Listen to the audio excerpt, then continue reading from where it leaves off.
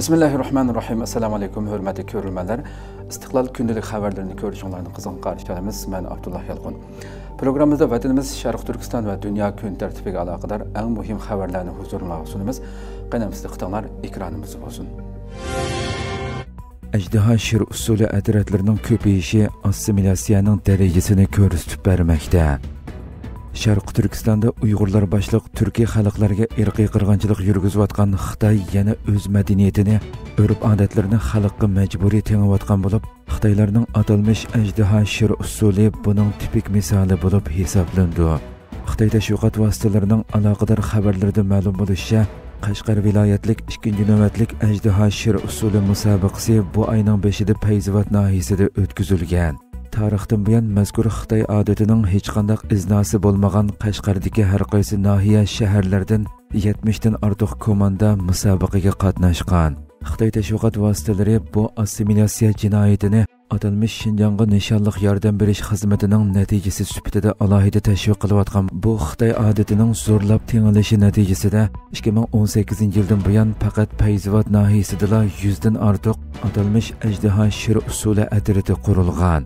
Xitoy xabarlarida Uyg'ur o'smirlarining dehqonlarning ejderha shir usulini bir ko'ribla alohida yoqtirib qolganligi, maxsus tarbiyalash kurslariga o'zligidan tizimlatib bu usulni o'rganganligidek uydirmalar bayon qilingandan sirt, bu assimilyatsiya jinoyatini madaniyat orqali odam tarbiyalash, go'zallik orqali odam tarbiyalash degandek numussizlarcha iboralar bilan pardozlashga uringan.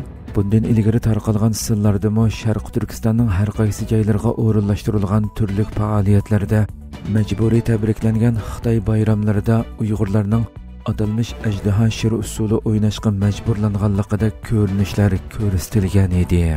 Uyg'ur kulturi an'analari cheklanayotgan, yo'qotilayotgan bir vaziyatda Sharq Turkistonning faqat bir nahiyasida 100 dan ortiq ejderha shir usuli atritining qurilishi Xitoyning majburiy assimilyatsiya jinoyatining qaysi darajaga berib yetganligini ko'limini ko'rsatib bermoqda. Tayvan mudofaa xomchodini $40 milliard ko'paytirishni planlamoqda. Xitoy Tayvanga qarata tahdidlarni barg'ansiri kuchaytirayotgan va Tayvan masalasi sababli Yaponiya bilan munosabati yiriklashayotgan bir vaziyatda Tayvan prezidenti Lay Changda mudofaa xomchodini $40 milliard ko'paytirish planini ta'kidladi.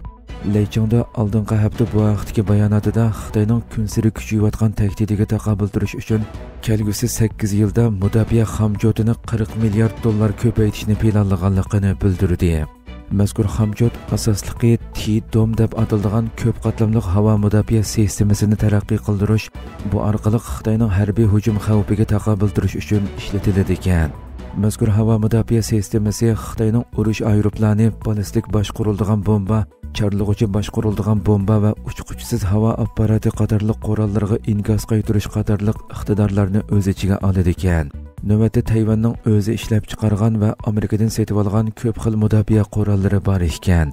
T-Dom sistemasi bo'lsa, bu mudofaa sistemalarini radar, senzor qatorliq ilg'or texnikalar orqali birlashtiradi ekan.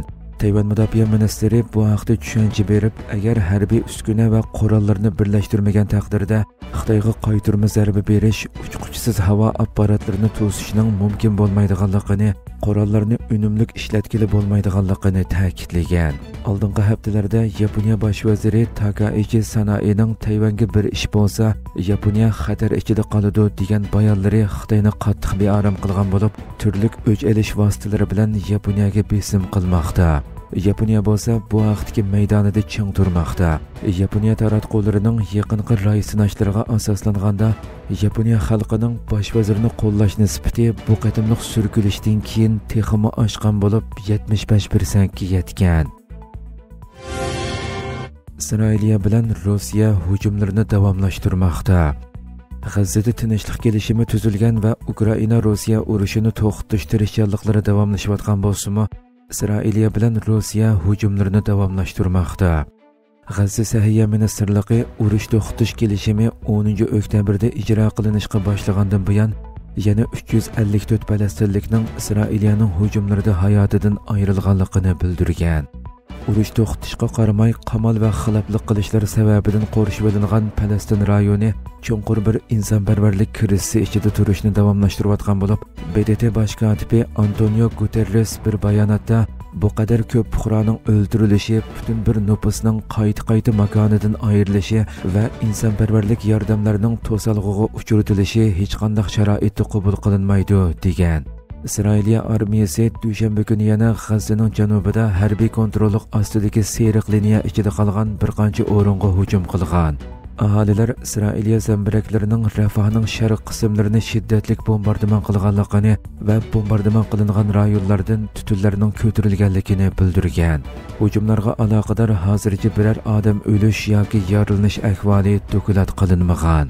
Ukrainada bo'lsa Rossiyaning hujumlari davomlashayotgan bo'lib, Ukraina poytaxti Kiyevning rayon valisi poytaxtning markazdan yiroq bir mahallasiga qilingan Rossiya uchquchisiz aeroplan hujumida bir kishining hayotidan ayrilganligini, 11 kishining yaralanganligini, qutqizish otryadlarining ko'p qavatli bir binoning aholilarini tarqoqlashtirganligini, o't o'chirish xizmatlarining davomlashayotganligini bildirgan. Ukraina prezidenti Volodymyr Zelenskiy Ukrainalik muzokarachilardan tarkib topgan bir hay'atning shanba kuni urushni oxirlashtirishga qaratilgan Amerika plani haqida suhbatlashish uchun Amerikaga manganligini aytgan.